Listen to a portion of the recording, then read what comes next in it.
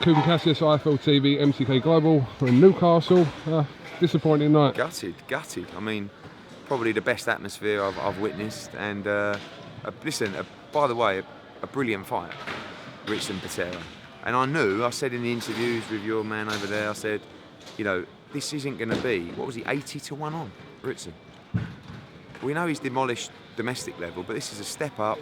It's a guy who's been to Finland, won European titles, and Patera boxed out of his skin. And I probably had it all square going into the last round.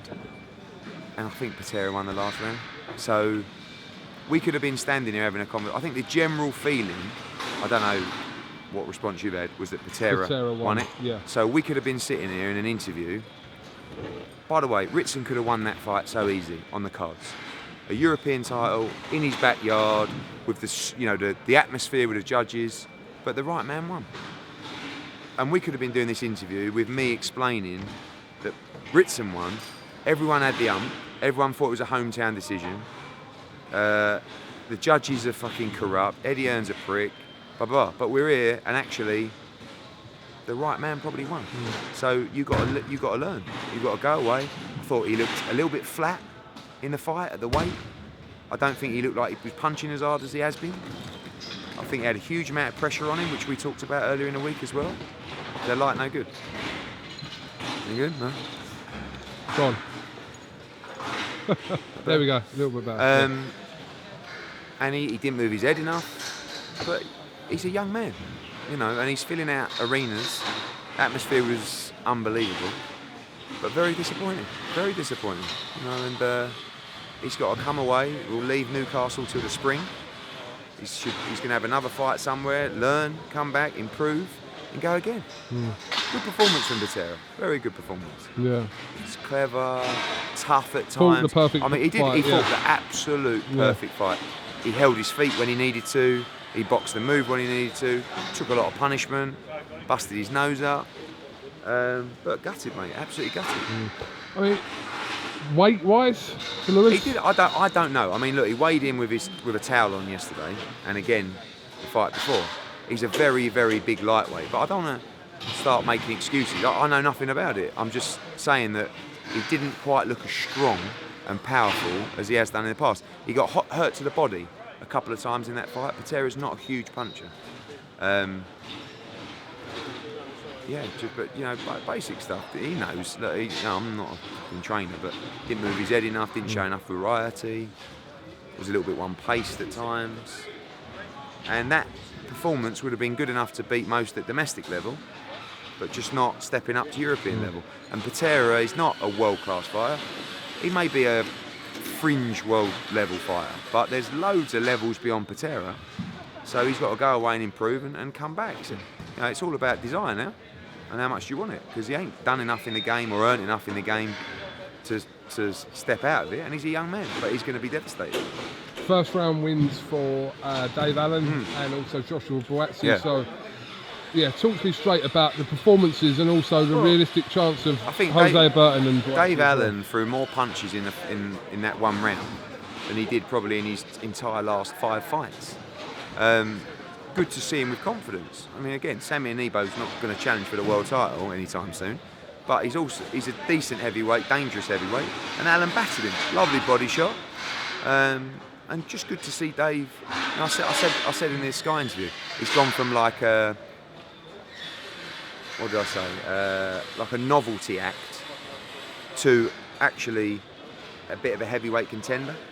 Again, miles off world level at the moment, but 2 good wins. Now we move on. Lucas Brown? Yeah, I think that I'd like him to have one more, but somewhere between the 2 levels, probably on the Usyk Bellew card or on the Dillian White card, and then look at Lucas Brown in February or March. Yeah, because he's fighting. Lucas Brown's fighting end of November anyway. Okay. But good to see him happy, good to see him smiling, good to see him winning. Yeah. And Buatsi's just a fucking absolute animal, to be honest with you. I mean, we picked Avalanche. It's very hard to match guys. And actually, being honest, Buatsi's opponents have been a little bit disappointing because it's so hard to get him. And Yard has the same problem. Yard's fighting poor opponents. I mean, Yard boxed Avalanche. And Avalanche gave him a good solid, was it 8 rounds or 7 rounds? 7 rounds. I said 8 rounds to Buatsi, but it was actually 7 rounds. Yeah. And it was, Buatsi made it look like a complete mismatch. But again, enough for Yard Buatsi. it's just Buatsi's got to do what he's got to do. 2 first-round stoppages, but the opponents have got to be better. And that's when, for me, a Jose-Burton fight comes in. See what Callum Johnson wants to do with the titles. But I do feel that Burton against Buatsi... Next? Yes. Yeah. Yes. Is a really good fight. Really good fight. End I of mean, the if they had year, or? one more... Yeah, maybe on the Whyte-Chisora card, maybe on... You know, I mean, Buatsi could fight in 4 weeks on the Usyk card. So could Burton. They've just boxed tonight. So we'd have to move quickly for that. But I do think that is a natural fight to make and a really good fight for both. Robbie Davis Jr. Yeah, good win. I mean, it was a bit clumsy at times, wasn't it? Foot was just forcing the pressure. Davis boxed real smart, terrible cut. New British and Commonwealth light welterweight champion. And a big win for Liverpool as well. Credit to Foot. You know, I'm trying to think who else. Fowler. Good win, stoppage win against someone that just don't get stopped. He's got to have a much bigger step up. Fitzgerald? Now. Yeah, Fitzgerald's had a hand operation. I don't think he'll be ready till February or March, but maybe Michael Zarafa for the Commonwealth title in December for Fowler. And Joey Laws, I mean, the best 4-rounder I've ever seen. The best atmosphere. I mean, I'm gutted that Ritson lost because this has been amazing. And we will be back, but it's a massive kick in the nuts. But Joseph Laws, yeah, phenomenal. And a really good show. Ed, just some updates, I know you've got to go. What's going on with Dillian Whyte? Because you were going to announce pretty on much Monday. there now. Dillian Whyte is boxing December 22nd. But so, there's talks of about 3 different opponents. opponents. I think Chisora is the guy. Yeah. And, so what about Ortiz and Brazil? We've not had a conversation. Ortiz put a story out. Ortiz is boxing on the Wilder Fury card. Then he put a story out saying, I'll fight you on December 22nd. So it hasn't really been discussed or looked at. And if we can't get Chisora, we'll be on to them. And also Brazil. But Chisora, you know, I'm hearing he wants to take the fight now. And if we can get it wrapped up by Monday or Tuesday, we're all good to go. What's the situation with Khan and Brook? Just talking to Khan-Brook. Yeah, I just had a good chat with Shah Khan on Friday. We're moving towards making that fight. I mean, a long. What about the rehydration clause? What can you say about that? It's not been discussed. I don't. Yeah, it's obviously he did it with the IBF. Would he do it again? Probably not. Kel will probably box December 8th. We were just talking. Is that a show you're doing in Sheffield? Yes. Right. Yeah, Dave Allen might actually be on that card as well. We'll announce that next week, and then hopefully make the Khan fight early next year. November 17th. Still haven't announced it. No, we will do this week. We've got some major announcements coming this week. What, regarding shows or signings? Regarding DAZN. Okay. So shows. Is that going to be in Atlantic City? Is that a runner? It will for be. it? November 17 will be in Atlantic City. Rios? Yeah. Rios will be on the card. Rios is not headlining. Right. I saw someone. Rios is fighting Ramon Alvarez, Canelo's brother. Yeah. It's a big Mexican fight. It's not main event. I saw people post its main event. Gabriel Rosado against Luis Arias on that card as well. Burns will be on that card. Anthony Sims Jr. And there'll be 2 big title fights to be announced.